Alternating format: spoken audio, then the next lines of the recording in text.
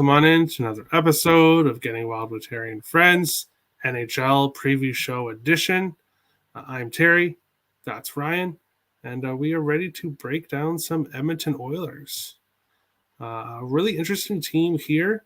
I'll kind of just, in my mini breakdown of the team, they actually have the best odds to win the Pacific Division, the Edmonton Oilers. So we'll obviously get to that at the end of the show when we get to the futures, but they are the favorites to win the division according to odds makers.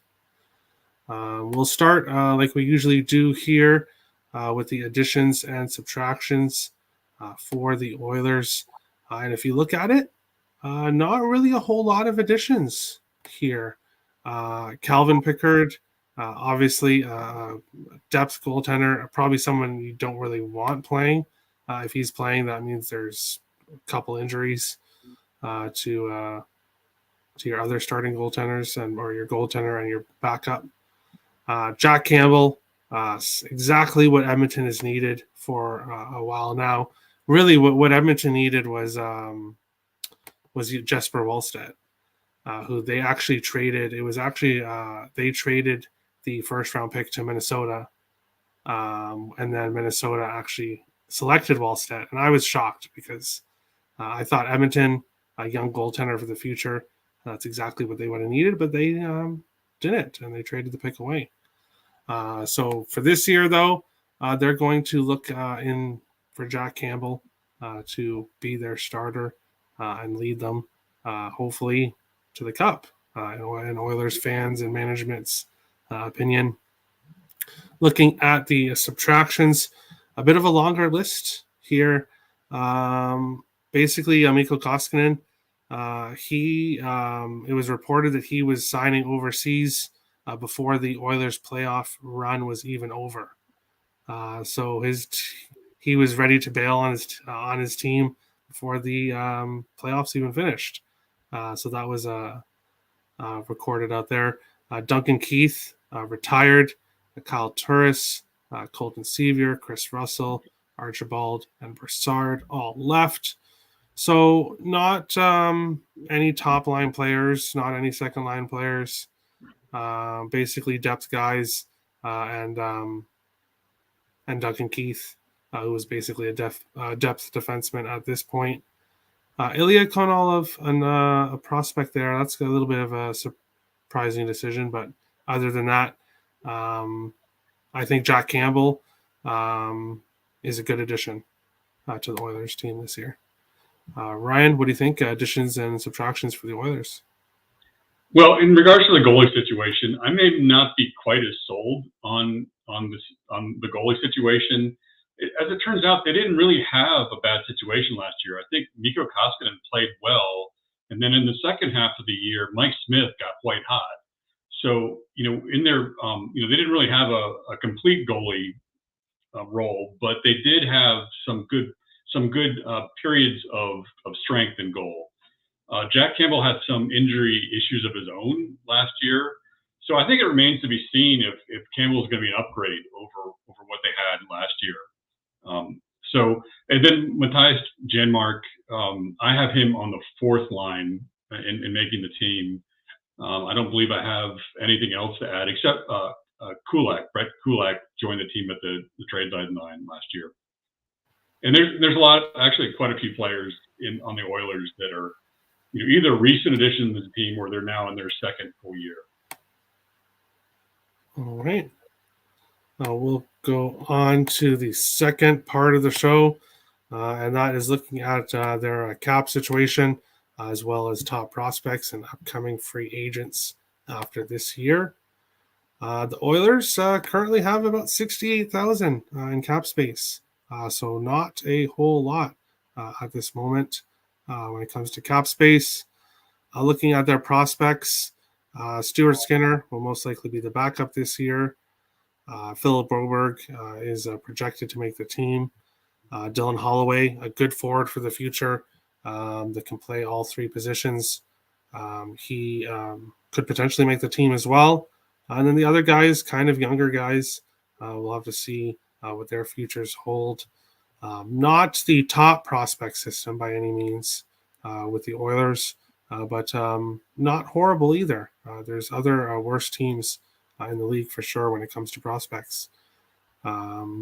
Looking at upcoming free agents, Evan Bouchard, definitely a player they're going to want to sign. Stuart Skinner, another RFA. Both those RFAs, I'm assuming the Oilers will re-sign. The unrestricted free agents, though, that's another story. Oscar Klefbom, as Ian said in yesterday's show, he couldn't be on today, but gave his synopsis, his thoughts here about the Oilers. Klefbom is a huge piece to the Oilers defense. He's just been injured and just can't stay healthy. If he is able to play and is healthy, that could be enough to push this Oilers team right into contender status. They were close last year in the playoffs. Obviously, ran into a Colorado team, but we'll get to Colorado preview later on in the upcoming weeks. I think they may take a small step back this year, but we'll get to that another time. Mike Smith on UFA after this year. Ian was saying that he heard that Mike Smith may retire this year. So we'll have to exactly see what happens there. But no big upcoming free agents other than the two RFAs, really, and Klefbom if he's healthy. Other guys are kind of depth position players. Ryan, what do you think here with the top prospects, upcoming free agents situation for the Oilers? Well, there's some players that are worth talking about, but also the whole cap situation with the Oilers is somewhat interesting. And one, I want to preface this by saying I don't fully understand how the cap works in the league. But my understanding, I've also looked at different sources, and there's different sources over different periods of time. So the thinking may have changed, and you may be more up to date than me. But I did see some sources that showed negative cap space for the Oilers. And because sorry, go ahead. Yeah, they may have to go to a smaller roster so that they can meet their salary cap. And there could be trades in the near future to do that. And I don't think they've signed Ryan Mccloud yet. I could be wrong about that, but they've got to figure out how to get these players signed. And there's also players like Puljujärvi who apparently wants to be traded, and it's hard. It's still uncertain whether he's going to make the team. So, and then there's issues at depth in the defense, and they have players that if they do send them down to the minors, they're not protected, so they could get picked up by another team. And the way that the way that trade value works in the league is it's what have they done lately, right? So oftentimes the prospect of an NHL caliber player isn't enough to trade them. They actually have to be on the team and be productive to get that full trade value. So there's a number of depth defensemen that may get looks so that they can build their trade value. And so there's the way I understand, there's a lot of complexities, but the Oilers are a stable team. They've got a lot of stable players, but some of these players on the fringe are uncertain. And Dylan Holloway is one of them. He's a younger player that's projected to make the team and be an everyday player, but he doesn't have much of a track record. Yeah, he's obviously still young, hasn't played yet. Back to your comment, they have not signed Mccloud yet. And with the cap situation, the cap is kind of tricky. The two guys they have on injured reserve, Klefbom and Smith, cap friendly, doesn't. And I had the same situation when we did Vegas, is that they for some reason aren't counting those they aren't counting those players on injured reserve as on injured reserve. I'm assuming maybe because it's the offseason right now, and that might be the reason why. But when you put Klefbom and Smith, who are on IR, when you take off their salaries, it's $68,000. So the cap and the long-term injured reserve rules are yes, are very complicated. So we'll have to look into those. Vito, welcome on in. If you want to quickly go over, we'll go back here a step here. What do you think of the additions and subtractions of the Oilers? Yes, guys, it's my pleasure to be here with you on the show. Hello to every one of you. Oilers for the cup, what I can tell you.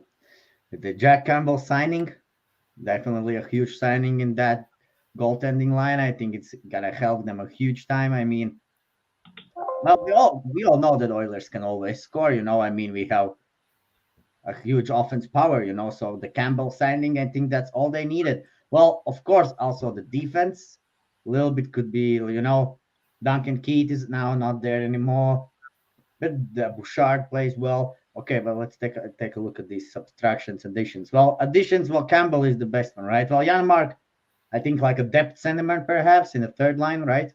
Most likely because there's McDavid and Draisaitl who's going to be separate. Well, Picard also as a backup perhaps, right? And then maybe third. I think he's going to be third. Yeah. Skinner the second one, yeah. Yeah, I think so. Yeah. Well, okay, and what we are losing, Konovalov, don't know him. Koskinen, not interested. Duncan Keith, maybe should retire earlier. Well, I think he was really injured actually in playoffs. He had a decent season, but in the playoffs, that we saw banged up Oilers team in the playoffs. So there was a lot of injuries, not only with Keith and Kyle Turris. Well, he plays okay. Scavier was a depth centerman. Russell, Archibald, Derek Brassard. Perhaps they should sign him. I don't know. I think he's a decent centerman. No, from what I know. But yeah, well, Campbell, obviously huge signing. That's what they need. I don't think they need change a lot, except the goaltending, and that's what they did. So let's see how it goes. I think it's a good addition. I think the team will be better. I think. Well, let's see what they have in the defense. I still not sure what they have in defense. Perhaps we're gonna see that later. So Campbell is very good signing, yeah. And yeah. We'll have to see if Campbell can stay healthy and see how he plays. Obviously, on a new team, the goaltending position too can be kind of crazy. Well, that pressure sometimes. What comes from these fans. It's always Toronto or Edmonton. It's hard to play there as a goalie. Same goes to Boston.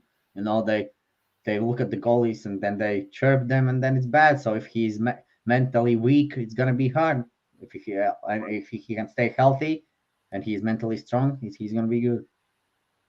For sure. And then we were just finishing up the prospects and free agents, cap space. What do you think about the upcoming free agents here for Edmonton? Well, obviously Skinner is, I guess, the one I know the most. I heard the gentleman was talking about Dylan Holloway. I don't know a lot about the young guys. I don't know a lot. I know top prospects. I don't know them, so cannot advise much on the top prospects. Regarding the upcoming free agents, Ryan Janmark, perhaps unrestricted. Yeah, well, Janmark, I think is not bad, right? I don't know. I know that's not for third line role. Okay, even Bouchard should be signed definitely. I think because Bouchard he played well. I think. Clefbaum, Mike Smith, not interested in Mike Smith. Well, Mike Smith he's just old, So no, I don't think they're gonna even sign him, right? I heard long-term IR is what I heard. Oh, so okay, so well, it's the last year for him, right? Yeah. Okay. Ian was saying he thinks that he may be retiring. That's what he's heard. Perhaps, yeah, and well, after the next season, they're gonna open up some cap space. Well, Mike Smith is, I think, like a $5 million contract, something like that. Yeah, I'm not sure. Both goalies were signed for Oilers about $5 million, and Koskinen was just overpaid for all these years, because I know that different general manager actually signed Koskinen for many years, and then they changed the general manager, and they couldn't do nothing with Koskinen's contract. Yeah, for sure. We'll go on to the next part of the show. And that's kind of looking at the potential lineup here for the Oilers.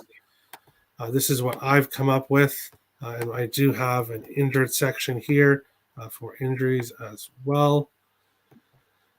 So looking at the top two lines, pretty good. When you have McDavid and Draisaitl centering your top two lines, Hyman and Evander Kane, Nugent Hopkins, Puljujarvi.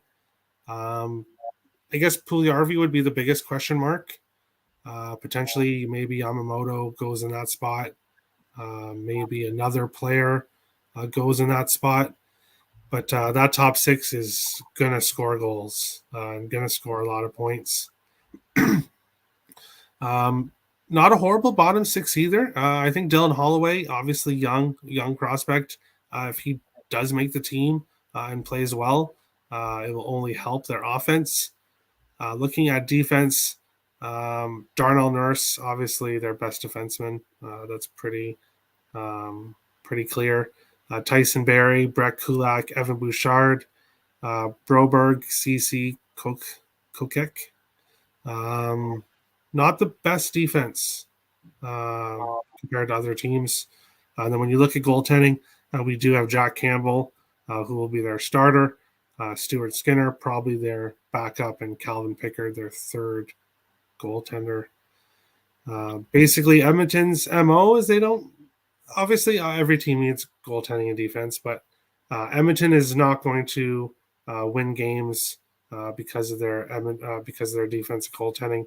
They're going to win games because they have two superstars centering the team. Ryan, what do you think here? Possible lineup for the Oilers? Well, it's an exciting team, and they're. I think you should start with McDavid, right? He's this generational player, and he led the league in points. Elite skill, stick handling. I see him on a line with Hyman and Kane. Kane, as we recall, joined the team halfway through the season, so he may continue to grow, and he may actually push the limits of his career totals. I think with the people around him and his skills, he has the potential to do. He could be a 30-goal scorer. The second line is no slouch. I have Nugent Hopkins, Draisaitl, and Yamamoto. They could switch around. Nugent Hopkins, he occasionally has nagging injuries, so 60 games is sort of the status quo for him. Draisaitl, second in the league in goals with 55. His weakness is the defensive side. Yamamoto, his liability is his size, only 5'8". There's still a lot of skill when you look at the third and fourth line, depending on who you have there. Dylan Holloway got a look on the team and played one game, so he may actually be a part of this team this next year. Ryan Mccloud was called up from AHL and played 71 games last year, so he could have a big role. As I mentioned, Puljujarvi could play a part. He's a good forechecker, good net front presence, but he apparently wants to be traded, so that's a question. I also have Warren Fogle as a player that could be traded for cap space, and Derek Ryan as centering the fourth line as a defense first forward. The defense is really strong. Nurse and CC are the top line centers. I see them both continuing to improve. Evan Bouchard is really an interesting player. He had 43 points last season, which people call historic, because the thing to consider is that most of those points were on even strength. He wasn't really a regular power play contributor. But apparently Jay Woodcroft wants him to be on the power play, and he has in the past been on the power play. So he could really push the limits of his points as well. So he's got a 20-point potential, goal scoring potential as a second line defenseman. And then there's a lot of good parts to the defense that could grow. Slater Cuckoo, I don't know if he's going to make the team or not. Then there's some of these other players that Niemelainen and Samorolov, who could be trade bait or could make get pushed up so they can increase their value. But I think this is really a good team. I think they're going to continue to get better, and I think they've got a lot of really good parts. All right. Yeah, I pretty much agree with that. And I think they have good coaching too. Like Ian said yesterday, I think Woodcroft, he's a good coach. Good coach. Vito, what do you think here? What's the possible lineup for the Oilers? Well, when you look at this lineup and generally for the Oilers, you don't need anything good in the bottom six if you have this powerful top six, So if you have a top six with McDavid, Draisaitl, Kane, Hopkins, Pugliari, and Hyman, with this powerful, top six, you don't need anything in bottom six unless to keep the puck out of the net, So what the bottom six need to do is just need to keep the puck in the offensive zone and not allow any goals, because first two lines will do the result. So from the forwards, there's absolutely no questions. I think they're all set up. First two lines will give the goals. Third and fourth line will just play the minutes to give a rest to the McDavid. That's how the Oilers play, and that's actually how they played the last playoffs. If you just watch McDavid, when McDavid was on the ice, they scored most of the goals. And when McDavid was not on the ice, they were not scoring at all. So that's the Woodcroft mentality. He will give the playing time to the good players. That's what you should do. He gives a lot of playing time to top leaders. Bottom six just keeps the puck out of the net and makes it hard for the opponents. So I think the forward lines are very well made. Regarding the defense, Darnell Nurse, perhaps this will be his second year with Oilers. Yeah. No, he's been there for like 3 years. I'm sorry. Okay, so yeah, actually, right. But the last season he just started to play much better. I think that was the season. Well, so he improved the last season. He will perhaps improve even better this year since he has started to feel the game better. Tyson Barrie, he was a decent defenseman. Brett Kulak from Montreal, right? Well, yeah, from Montreal, I think. Well, he was like in a third pair in Montreal when they were in the Stanley Cup Finals. He's not like very good with the hands, but you don't need that always for defensemen. You need to stop the forwards. So Nurse for the power play, perhaps, as Ryan said, even Bouchard for the power play second on that blue line, a righty, very nice. So yeah, they have top 4D, man. Nurse, Barrie, Bouchard, CC is good, and Kulak. Not sure about Proberg, but they have decent. They're like well balanced, I would say, in defense. There's not like Makar in the lineup, but you don't need a Makar if you can make it a balanced defense core, with some decent defensemen. So Oilers look very competitive, and this line is pretty much same without only with Duncan Keith, So I think Oilers actually stepped up big time last season in the end. They lost to Colorado Avalanche, which is totally approvable, So Avalanche won the cup. Avalanche are the juggernaut.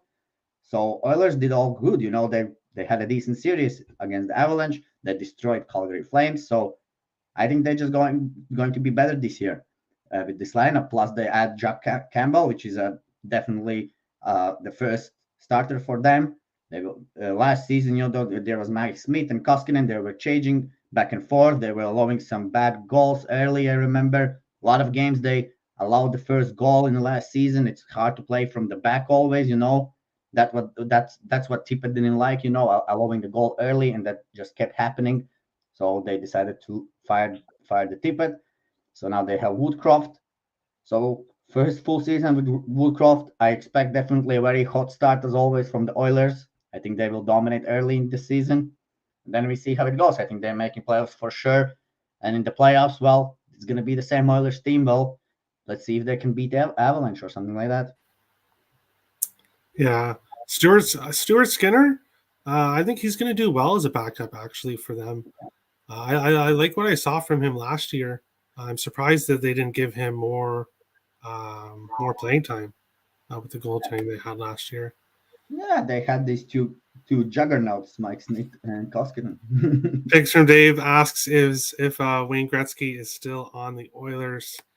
No, I could pencil him in there on the third line, maybe. Only on the power play, bro. Yeah, exactly. But we will go on to the last part of the show, and that is looking at the futures and Edmonton's last 5 years. So we will look at that here. Starting with the last 5 years, pretty consistent for the Oilers. The last 4 years until last year, they did take a step forward. So after 4 years where they were pretty similar, actually they only played 71 games in 2019, obviously 56 in 2020. So still good point totals compared to the previous seasons. But they've been slowly going up each year. Made it to the conference finals last year.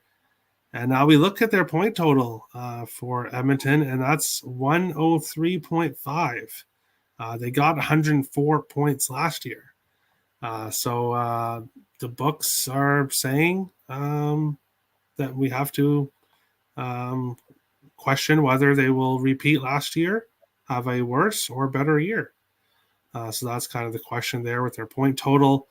To make the playoffs, minus 750, plus 500 to miss the playoffs, plus 190, the best odds in their division to win the division, and then plus 1,600 to win the Stanley Cup.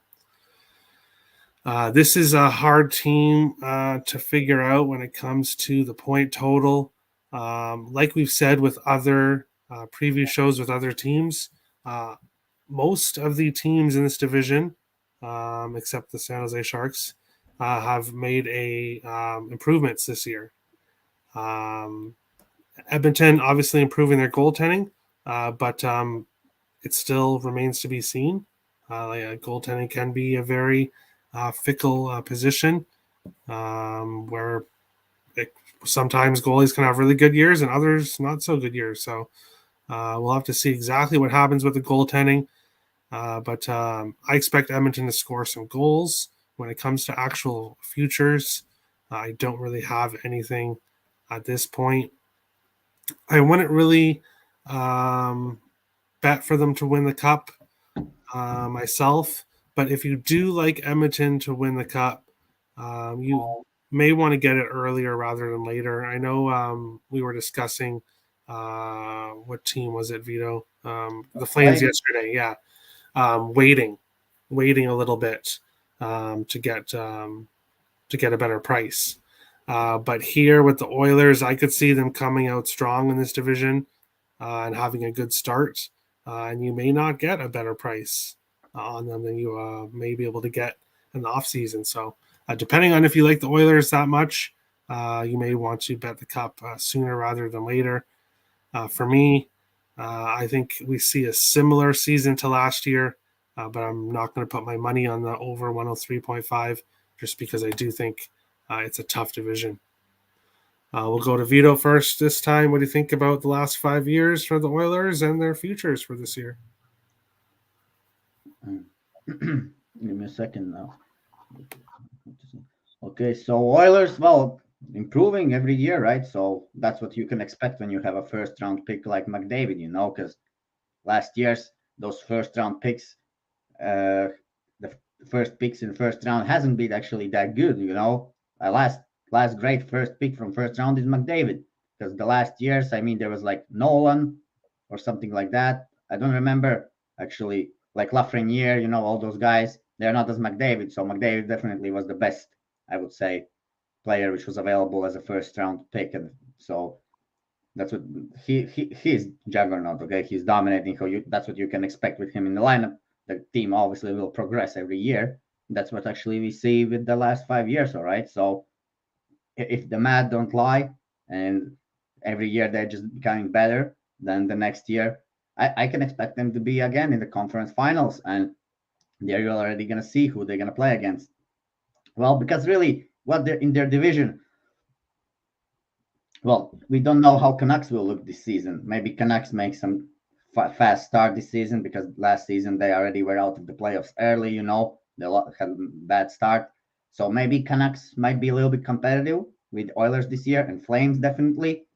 But from the Seattle, LA, or Ducks, I don't think they're going to be really that competitive. Well, LA is still a great team, but still all the leaders are getting old. And for the LA, as I always tell, I love to see the top four guys in the top three guys playing. Actually, top four it was Kopitar, Brown, Doughty, and Quick. All of them getting old.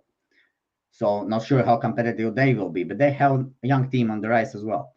But yeah, regarding the Oilers, I think they're the top team actually from the Pacific, together with Flames, I guess, and Canucks. So I can see Oilers going deep this season, especially with the upgrade in the goalie.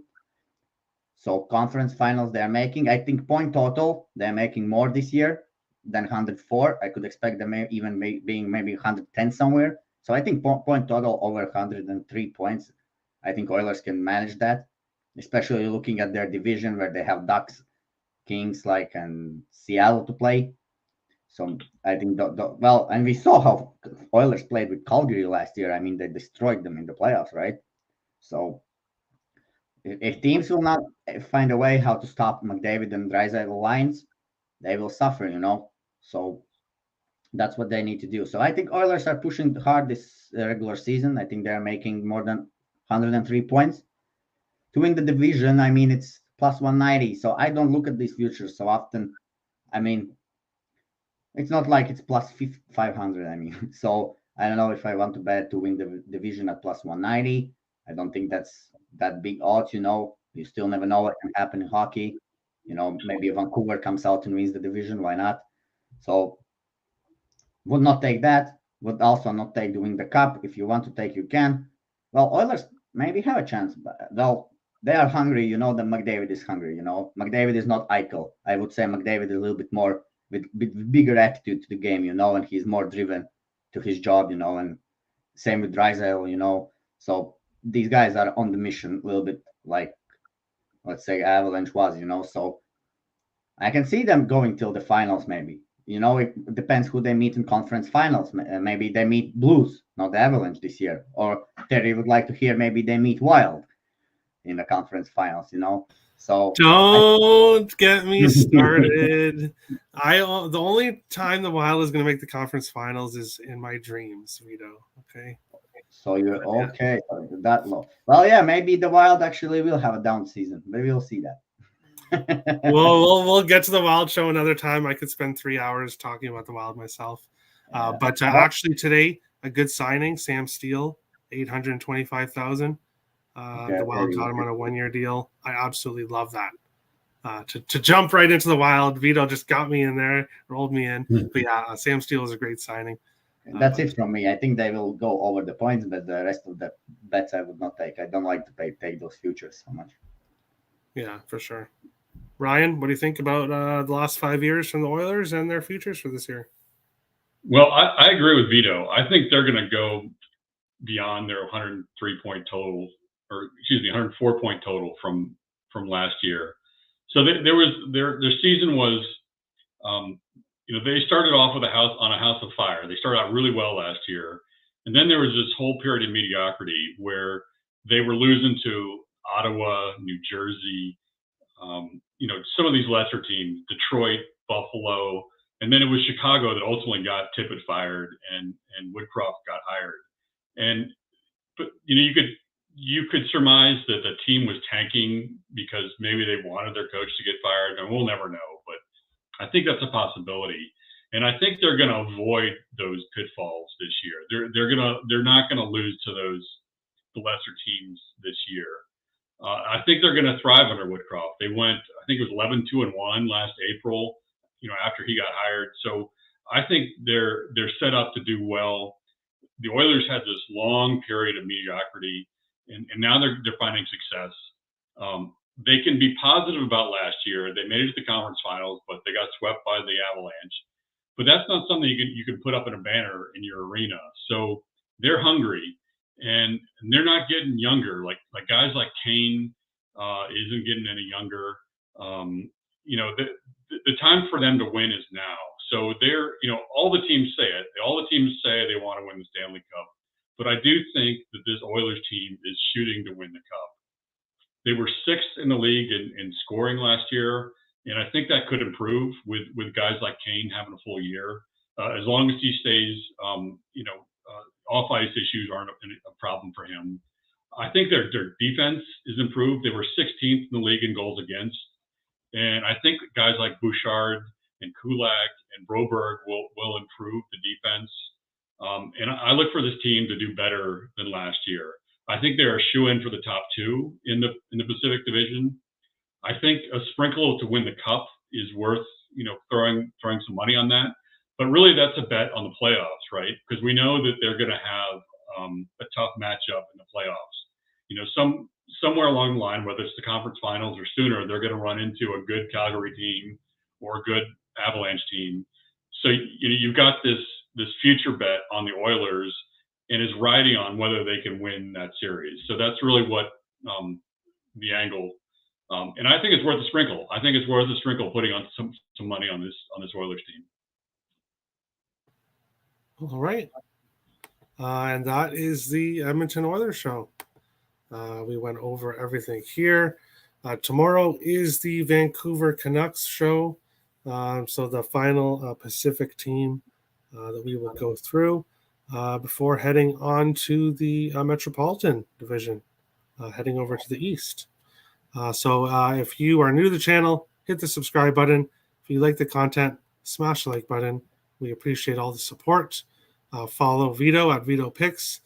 Follow Ryan at I Am Hydrogen1. Both their links will be in the description below. And thanks for watching, and we'll see you again another time. Have a good one, guys.